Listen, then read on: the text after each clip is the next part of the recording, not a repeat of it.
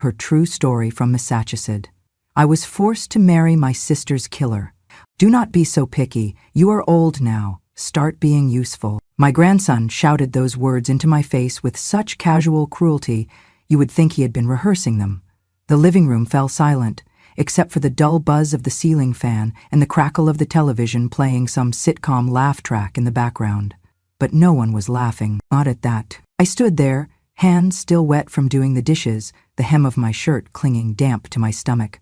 I looked at him, a boy I used to rock to sleep, now towering over me, arms crossed, righteous fire in his eyes. My name is Evelyn. I am 55 years old. I had a husband, once. Cancer took him fast and merciless. I had a job, 32 years as a medical billing assistant, but they replaced me with a software subscription. No pension, just a pink slip and a warning not to fight it. With nowhere else to go, I moved back in with family. In Massachusetts, into the house of my late sister's oldest child and his wife. They told me I would have a room, not a burden, and I believed them. Or maybe I just wanted to. But over time, their smiles thinned. Groceries began to forget my preferences. They complained if I left the porch light on too long, or if I did not move fast enough to answer the door. My being there was tolerated, barely. Then one Sunday afternoon, they called a family meeting, which was code for cornering me in the living room like a stray dog they could not get rid of without a guilt trip. "You have been with us 6 months now," my grandson's wife began, clutching her cup of tea like it was an award for patience. "We just think it is time you stabilize." "Stabilize?" I asked, tilting my head. She smiled. Tight. Emotionally, financially, socially. I looked around the room. My niece sat on the arm of the couch, nodding solemnly like someone at a funeral.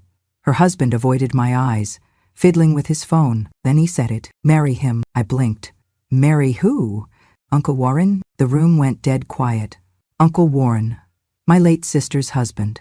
The man everyone quietly blamed for her death, but no one ever talked about it out loud. A domestic accident, they said. She fell down the stairs. Except my sister had bruises up her arms, and she never was the clumsy type. "I will not marry that man," I said calmly. My grandson scoffed. "You do not have a lot of options, Grandma." And then, the insult that cracked me open. "Do not be so picky. You are old now. Start being useful." Something inside me hardened. The kind of hardness that does not make a sound. The kind that sits deep in your bones and waits. I turned back toward the kitchen, said nothing, and dried my hands. That night, I heard them whispering in the hallway. They thought I had gone to sleep. They never expected me to stand just behind the door. "She should feel lucky," one voice hissed. "He is still strong, has his own house. If she marries him, we can consolidate the insurance. Less mouths to feed." "She owes us," said another. "We kept her off the street." That was when I knew. I was not family to them. I was an asset, a liability, a pawn. The next morning, I agreed to consider the marriage. I told them I wanted to think about it, that I needed time to adjust. They smiled, mistaking silence for submission. But I was not surrendering. I was remembering every cruel remark, every withheld plate of food, every night they turned down the thermostat and told me to just wear another sweater.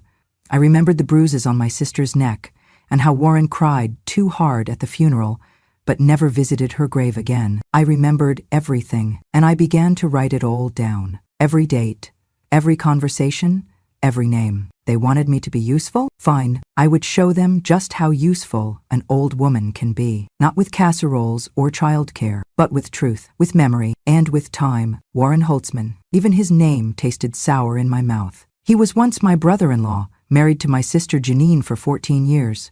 From the outside, they looked like a stable couple. Holiday cards, church picnics, anniversary dinners. But I remember Janine calling me at midnight, more times than I could count, whispering from the laundry room while he snored upstairs. "He pushed me again," she once said. "I tripped over the coffee table." "He drinks more now," she said another time. "But only when things get stressful." Janine was the type who could cover a bruise with just the right shade of makeup and a practiced smile. I hated it. I told her to leave. She always said she would, after the kids are grown, or after this contract ends. But then, one day, she was just gone. Fell down the stairs, they said, slipped on her way to the basement. Warren called 911 himself, Cried during the whole call, cried at the funeral. Cried in every room except when no one was watching. Police investigated, briefly. Neighbors said they never heard yelling. There was no sign of forced entry. The coroner ruled it accidental trauma. Her neck was broken, and that was that. He collected the life insurance 2 months later. Janine had taken out a new policy the year before, just in case, and he was the sole beneficiary. I remember the way he wore that black suit to the insurance office, then drove off in a brand new truck the following week. And now, 10 years later, my family was asking me to marry him. They said he was reformed, that therapy and time had humbled him, that he had not raised his voice in years. He is a different man, they said. Really gentle now. I did not believe a word of it. I had not seen Warren since the funeral. He had not reached out, not even once. But after that family meeting, he started showing up again. First, it was a Sunday dinner. Then a walk around the block, always smiling, always offering help, lifting groceries, changing light bulbs, complimenting my scarf like we were in high school. It was all too polished, too rehearsed. I saw the way my niece beamed at him, the way she whispered to her husband when Warren handed me a plate, like it was all going according to plan. And it was, their plan. I started going through Janine's things the next day. Most of her files were boxed up in the attic of my niece's home. Old photo albums, recipe cards, tax forms. But tucked inside a folder marked medical was something that stopped me cold. A photocopy of a hospital intake form. It was dated 6 months before her death. Diagnosis: concussions, soft tissue damage. Location: upper arms, neck, and lower back. Cause: accidental fall, patient claimed. There was a second document clipped to it, a note from a nurse practitioner scribbled in the margin. Pattern suggests possible strangulation attempt. Patient denies. Refer to social services. It had never made it into any police report. Not a single one of those injuries had been discussed in court. The case had been closed before it ever truly opened. My hand trembled as I held the paper. My sister had tried to say something. In her own way, in a system that rarely listened, she had left a trace, a quiet breadcrumb. I held that file like it was her final breath, her final plea. My heart beat slow and hard in my chest. This was not grief anymore. This was war, and I was not going to be the next casualty. I put the file back in the folder, tucked it under my coat, and walked out of that attic as quietly as I could. No one asked me what I had been doing.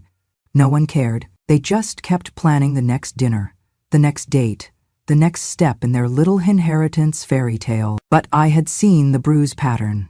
I had read the note. I had felt Janine's ghost standing behind me, whispering through the dust, "Do not let them do this to you too." And I would not. It started with a dull ache in my stomach, a persistent discomfort that settled in after dinner. At first, I dismissed it as indigestion, perhaps a reaction to the rich foods Warren had been preparing. He had taken over the kitchen duties with surprising enthusiasm, insisting on cooking meals for the entire household. The family praised his efforts, commenting on how thoughtful and caring he had become. But as the days passed, the pain intensified. I began experiencing bouts of dizziness, moments where the room would spin, and I had to steady myself against the nearest surface. Nausea followed, a queasy feeling that lingered throughout the day, making it difficult to eat or even drink water. I mentioned these symptoms to my family, seeking some reassurance or advice. "You're just getting older," my niece said with a dismissive wave of her hand. "These things happen. It's probably just menopause or something," Warren chimed in, his voice dripping with feigned concern. "Maybe you're not used to my cooking yet. Give it some time, your body will adjust." Their words offered little comfort. Deep down, I knew something was wrong. The symptoms felt eerily familiar, reminiscent of the stories Janine had shared before her untimely death. She had complained of similar issues, stomach pains, dizziness, and nausea, before she fell down the stairs. Determined to find answers, I scheduled an appointment with my doctor. I underwent a series of tests, including blood work, to identify the cause of my symptoms. A few days later, the results came back. The doctor informed me that my blood showed signs of mild poisoning, likely from ingesting small amounts of a toxic substance over time. I was stunned. The revelation confirmed my worst fears. Someone was poisoning me, just as they had done to Janine. I knew I had to act quickly, but carefully. Confronting Warren or the rest of the family without concrete evidence would be futile and potentially dangerous. I decided to keep the test results to myself, pretending that everything was fine. I continued to eat the meals Warren prepared, feigning enjoyment and gratitude. All the while, I observed his behavior, looking for any signs of deceit or malice. One evening, while Warren was in the shower, I seized the opportunity to search his belongings. I entered his room and rummaged through his drawers and personal items. In his wallet, I found something that made my blood run cold. A life insurance policy in my name, with Warren listed as the sole beneficiary. The policy had been signed and submitted without my knowledge or consent. I felt a surge of anger and fear. This was the proof I needed. Warren was planning to kill me, just as he had done to Janine, to collect the insurance money. I took photos of the policy and returned everything to its original place, ensuring that Warren would not suspect a thing. With this evidence in hand, I contacted a lawyer and began building a case against Warren. I also reached out to the insurance company to report the fraudulent policy. They confirmed that the policy had been submitted with forged signatures and assured me that they would launch an investigation. I knew I had to be cautious. Warren was dangerous, and any misstep could put my life in jeopardy. I continued to play the role of the unsuspecting, grateful woman, all the while gathering more evidence and preparing to expose him for the monster he truly was. The days that followed were a blur of anxiety and determination. I kept a journal of Warren's actions, noting any suspicious behavior or comments. I also began recording our conversations, hoping to capture any incriminating statements. Finally, I felt ready to confront him.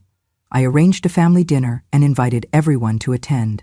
As we sat around the table, I stood up and addressed the group. "I have something important to share," I began, my voice steady. "I've been experiencing some health issues lately, and I recently discovered that I've been poisoned." Gasps filled the room, and all eyes turned to Warren. "I also found a life insurance policy in my name, with Warren listed as the beneficiary," I continued. "This policy was submitted without my knowledge or consent." Warren's face turned pale, and he stammered, "That's ridiculous. I don't know what you're talking about." I pulled out the photos of the policy and the recordings of our conversations, presenting them as evidence. "I've already contacted the authorities and the insurance company," I said. "They are investigating this matter, and I have no doubt that justice will be served." The room fell silent, the weight of my words sinking in. I felt a sense of relief and empowerment, knowing that I had taken control of the situation and exposed the truth. In the days that followed, Warren was arrested and charged with attempted murder and insurance fraud. The rest of the family expressed their shock and disbelief, but I knew that some of them had been complicit in his scheme. I decided to move out and start a new life, free from the shadows of my past. I found a small apartment and began rebuilding my life, one step at a time. I took up gardening, a hobby that brought me peace and joy. I also started volunteering at a local shelter, helping others who had experienced abuse and betrayal. Through it all, I remained strong and resilient, determined to live my life on my own terms. I had faced darkness and emerged victorious, a testament to the power of courage and perseverance. And as I tended to my garden, watching the flowers bloom and grow, I knew that I, too, was blossoming into a new chapter of my life, one filled with hope, healing, and the promise of a brighter future. I was not done digging. After discovering the forged life insurance policy, I knew Warren was not acting alone. There was something too coordinated, too rehearsed, too convenient about the whole arrangement. The dinners, the concern, the pressure to marry. It was a performance, and someone else was writing the script. I thought back to the family meeting. How confident my grandson had sounded. How he had mocked me in front of everyone like he already owned the ending. So I called in a favor. Helen and I had worked together back in the day. She had started as a teller, worked her way up to regional compliance at a local credit union. She owed me one. I had covered for her when she was going through her divorce and missing shifts. "Just check for anything weird," I said. "Loans, joint accounts, co-signed papers with my name on it. I'll owe you peach cobbler for life." She agreed. 2 days later, she called me back, voice low and careful. "You're not going to like this," she said. I braced myself. "There's a personal loan on file, $75,000, 0 cents. Opened 6 months ago. Co-signaled by you and your grandson. Disbursed into a joint account. Investment purpose marked as real estate development. Monthly payments being drawn from a family trust account. also under your name. I sat down slowly. I didn't sign for any of that, I said. Well, someone did. The signature matches your old records, almost perfectly. It's clean. Professionally forged, if I had to guess. I felt the cold creep up my spine. Can you send me a copy of the paperwork? I asked. Already did, she said. But Evelyn, this isn't sloppy. This was planned. I stared at the scanned files when they came through. The signature looked almost identical to mine. The handwriting, the loops, the slant. They had done their homework. It was fraught, and it was deliberate. That night, I asked my grandson to talk. Just the two of us. He sat across from me in the kitchen, chewing a toothpick, phone in hand, barely pretending to listen. I found the loan, I said. He shrugged. Took you long enough. My stomach turned. You forged my signature. You stole my identity. You drained a trust that was supposed to support my retirement. He didn't even flinch. 75 grand is not even a lot, he said. Besides, you weren't using it. You're just sitting around all day, acting like a ghost. I clenched my jaw. You committed fraud. You could go to prison. He laughed. Ain't nobody going to jail over this. You think a judge is going to believe a bitter old woman over a clean-cut family man with a business plan? Then he leaned in, voice quiet and cruel. Who's going to fight for you? You don't even have anyone left. I looked at him. Really looked, and I saw it. Not the boy I had once tickled and fed and tucked into bed, but the man he had chosen to become. He stood and left the room like it was nothing, but it was everything, and so I called someone else. His name was Michael Mendez. He was a lawyer now, but 20 years ago he had tried to help my sister. Janine had filed a restraining order against Warren once, a document the police said didn't go anywhere, but Michael had believed her. He had filed motions, collected statements, pushed for a deeper investigation, and just when the case was gaining traction, he was removed. The family claimed bias, said he was too involved. Rumors spread, funding pulled, and like that, the momentum died. I tracked him down through an alumni directory, sent an email, brief and careful. They're doing it again, but this time I'm ready. He responded within the hour. 2 days later, we met at a diner, halfway between his office and my nightmare. I brought the insurance policy, the blood work, the forgery documents, and every photo, note, and journal entry I had collected. He read through them silently, eyes narrowing with each page. When he finished, he looked up. This is airtight, he said, and they're not going to see it coming. I nodded. I'm not here for sympathy, I said. I'm here for justice, for Janine, and for me. He smiled, small and grim. Then let's give them both. I said yes, not because I wanted to, but because it was the only way to get close enough to burn the whole thing down. The morning after I met with Michael, I told the family I had decided to accept Warren's proposal. There were cheers. My niece clapped like she had just won a prize. My grandson hugged me too long, like he was afraid I would change my mind. Warren just smiled. That snake's smile. Not too wide, not too forced. A practiced blend of warmth and calculation. I smiled back, just as rehearsed. Let's keep it small, I told them. Just family, at the house, nothing fancy. They agreed too quickly. The next few weeks were a blur of false planning. Cake samples I pretended to care about. Dress fittings I pretended to enjoy. Warren would hold my hand at dinner and talk about second chances and growing old together. I nodded and laughed when expected, but inside I was counting minutes, not moments. Then came the real reason they were excited. People started coming to the house. Not friends or guests. Real estate agents. I walked in on one of them taking photos of the dining room. "Oh," she said, startled, "just capturing light angles. For the listing." "What listing?" I asked, tilting my head. My niece stepped in too quickly. "Oh, just future planning, you know, exploring options." I said nothing, but that night, I checked the shared desktop computer in the study. They had left their tabs open. Full draft of the real estate listing.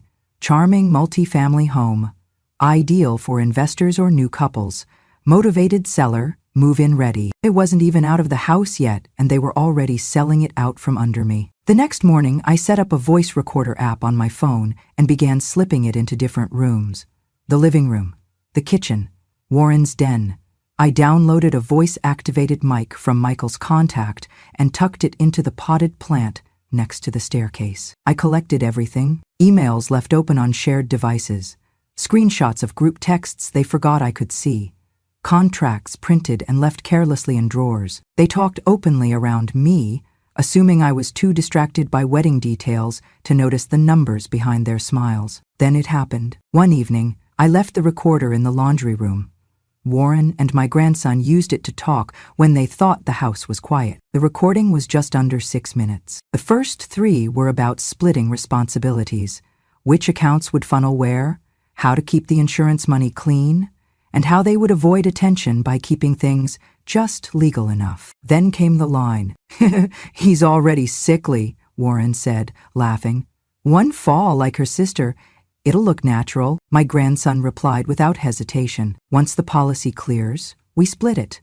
I already have buyers lined up for the house. No need to drag this out." Warren again. "She won't see it coming." I listened to the recording twice, then 3 more times. I didn't cry. I just sat very still, because that was the moment I knew. They were not guessing, they were repeating. Janine's accident wasn't a moment of rage or loss of control. It had been a plan. Cold, thought out, executed. And now they were rehearsing it again, for me. I sent the file to Michael immediately, along with time-stamped screenshots and witness notes. He responded within minutes. "We have them. Prepare for your moment." And I did. The morning of the wedding, I dressed myself in silence. They had picked out a simple white dress for me, polyester lace and a neckline that hung a little too low for my taste. It was cheap and thin, like everything about this charade. I sat at the edge of my bed, listening to the house buzz with fake excitement. "Florist just arrived," my niece called from downstairs. Warren was pacing in the kitchen, practicing his vows. I sat in front of the mirror, staring at the woman they thought they could bury in plain sight. I smiled. Not the smile they expected. My own. At noon, the guests arrived. Not many. Just a few neighbors, some cousins who owed favors. The living room had been cleared to make space. Chairs lined up, white ribbons taped to the stair railing. A Bluetooth speaker playing instrumental love songs. I walked down the hallway alone, holding no bouquet, no father figure on my arm. Just memory. They clapped as I entered the room, sat next to Warren under the makeshift arch made of plastic ivy. He reached for my hand. I let him take it. The officiant cleared his throat. "Dearly beloved, we are gathered here today to join these 2 souls." I tuned it out. I scanned the room, waiting for one face, one ally. Aaron, my sister Janine's son. The boy who never came to the early planning, who said he had work conflicts. The one I called late one night and told everything. The one I trusted with the truth. At 12:07, the front door creaked open. Aaron walked in, dressed in black, holding a slim laptop case under one arm and a hard copy file under the other. My grandson's face dropped. Warren stiffened beside me. Aaron said nothing. He simply took a seat near the front, crossed one leg over the other, and nodded at me once. I took a breath. The officiant smiled, looking from me to Warren. "Do you, Evelyn?" I stood up. The room fell quiet. "I'm sorry," I said, voice clear, "but this marriage is cancelled." Whispers began. I could feel Warren's hand twitch in confusion. I turned to the crowd. "This isn't a wedding. This is a setup for murder." My grandson barked out a nervous laugh. "She's confused. She's under a lot of stress." Aaron stood. He opened his laptop and connected it to the projector they had rented for the slideshow. Only this time, it was not baby pictures or vacation shots. It was proof. Slide 1. The forged insurance policy, with Warren listed as my beneficiary. Slide 2. The loan agreement, $75,000, 0 cents. Co-signed with a fake version of my name. Slide 3. The recording. Audio filled the room. "She's already sickly. One fall like her sister. It'll look natural." People gasped. A woman in the back covered her mouth. My niece paled. My grandson tried to stand up, but Aaron turned the volume louder. "Once the policy clears, we split it. I already have buyers lined up for the house." The officiant backed away, slowly. Warren looked around for a way out, but the front door was blocked by 2 uniformed officers stepping inside. "Mr. Holtzman," one of them said, "we need you to come with us." My grandson tried to run. Another officer stopped him cold. My niece sobbed, not for me, no, not for the woman in the white dress, but for the crumbling tower of greed around her. I walked down the aisle alone, past all of them, toward Aaron. He handed me the file, and for the first time in 20 years, I said my sister's name without tears. "For Janine," I said, "and for every woman they thought wouldn't fight back." Outside, the sky had turned cloudy. The first raindrops fell, soft and steady, but I had never felt cleaner in my life. No one spoke. The living room, once dressed like a wedding hall, had collapsed into silence. Not grief, not shame, just the stunned silence of people who never thought they would get caught. My grandson bolted. He knocked over a chair, slipped on the edge of a rug, and vanished out the back door like a boy running from consequences. But the officers followed, and they were faster than fear. Warren didn't run, he knew better. His hands went up, his eyes darting toward me, like I was the one who had betrayed him, like I had broken his trust. The cuffs snapped around his wrists with a clean finality. He didn't say a word. As they read him his rights, I stood taller than I had in years. My back was straight, my hands steady. I looked at my niece, the one who smiled so wide when the wedding was announced, who spoke of fresh starts and keeping the family together. Now she stood frozen, mouth parted, eyes wet but empty. She whispered something. Maybe, I didn't know, or maybe, please, but I walked right past her. I didn't need her story, I had mine. At the courthouse, I signed every document with full control. I removed my name from every trust, every joint account, every contract they had wormed me into. I filed formal charges with Michael's help: fraud, conspiracy to commit murder, identity theft, and I backed it up with every recording, every receipt, every email they were too arrogant to delete. News traveled fast. The local paper ran the headline the next morning: Elderly woman exposes wedding murder plot. Family under investigation. It spread from there. A local radio station picked it up, then a regional paper, then national headlines. My face didn't appear. I didn't want fame, but my words did. I was never too old to be dangerous. A week later, I received a letter from the district court. Orrin Holtzman was officially indicted on multiple charges, including attempted murder and insurance fraud. My grandson, along with 2 accomplices, faced federal charges of conspiracy and financial theft. They tried to reach out. Voicemails, letters. One even sent flowers. White lilies of all things. My niece left a note on my new porch. I didn't know what they were planning. Please forgive me. I didn't respond. Silence, for once, was enough. Months passed. The trial began. I testified in front of a full courtroom, every word clear and calm. I told them about Janine. I showed them the bruises on paper, the timeline, the recordings, the paper trail they thought I was too old to follow. The judge listened. The jury believed. And I won. The court ruled in my favor. I received full damages for the stolen money, a formal statement of innocence, and a separate civil suit gave me full claim to the property they tried to sell out from under me. But more than that, the court granted what no one thought I could get: criminal sentencing. Warren was sentenced to 15 years without parole. My grandson got 5, with 2 more on probation. The others took plea deals, their names etched into the system forever. The courtroom emptied. I sat on the bench outside, watching the clouds pass over the roof. Michael sat beside me, folding up his notes. "You did it," he said. I nodded, not because I was proud, but because it was done. And for the first time in a long time, justice didn't feel like a fantasy whispered behind closed doors. It felt like daylight. After the trial ended, I didn't go back to the house. The family that once claimed me had been unmasked, exposed not as caregivers or support systems, but as architects of betrayal. I had nothing to return to there. No pictures on the wall worth dusting. No voices I needed to hear again. Instead, I went to the only place where my name hadn't been used like a bargaining chip: Erin's home, a modest red crook bungalow on the outskirts of Worcester. The paint on the shutters was peeling, the porch creaked under the weight of time, and the hydrangeas were wild and out of control. But it was the most beautiful place I'd seen in years, because it was honest. The morning I arrived, Erin had baked a pie, not because it was a holiday or because he wanted praise, just because he knew I liked blackberry. That was it. No performance, no manipulation, just a small kindness that filled the house with warmth. He carried my single suitcase up to the spare bedroom.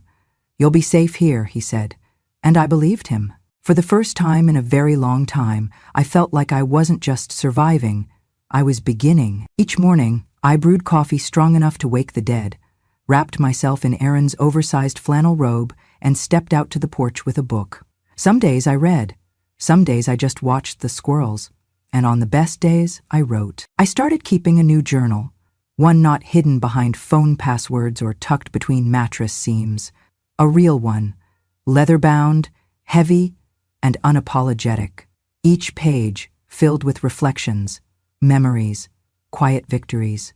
I wrote with ink that didn't smudge, because finally I had nothing left to hide. I planted herbs in the backyard, basil, thyme, rosemary, aromatics that filled my fingers with scent and reminded me I was alive. I cooked meals again, not because someone demanded it, but because I wanted to.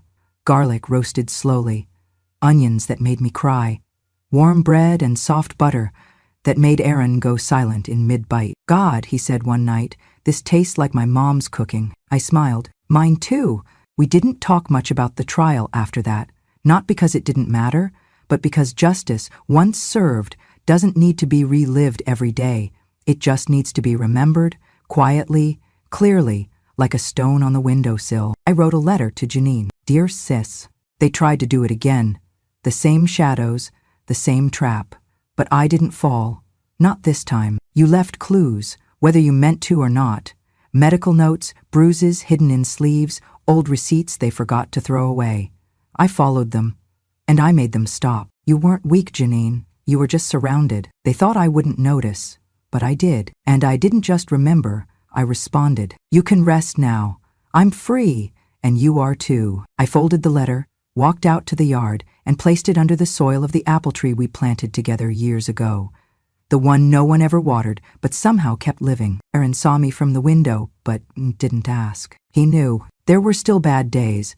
I'd be lying if I said otherwise. Grief doesn't follow schedules. Some mornings I'd remember how close I came to becoming a headline. Some nights I'd dream of the house I built, of the hands that stirred poison into my meals. But every time that darkness crept in, I reminded myself, they didn't win. They didn't get to write the final chapter. I did. I started volunteering at a local shelter. Nothing big, just showing up, making soup, folding laundry, listening. A lot of the women there reminded me of myself, or of Janine.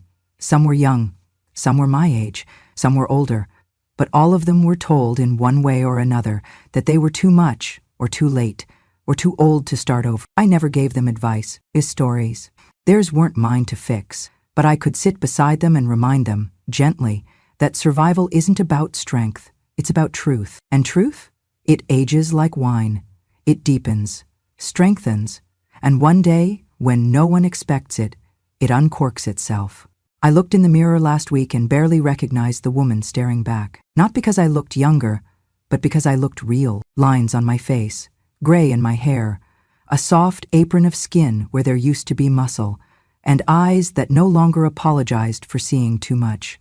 I was never too old to be choosy, I whispered to my reflection. I was just waiting for the right moment to choose myself. So if you're still here, if you stayed with me through all of it, the silence, the bruises, the betrayals, the quiet fight, then let me say this plainly, because maybe no one else has. You are not too old to start again. You are not too soft to stand your ground. You are not too late to choose something better. Because choosing yourself, that sacred, quiet, earth-shaking act, is not reserved for the young or the loud or the lucky.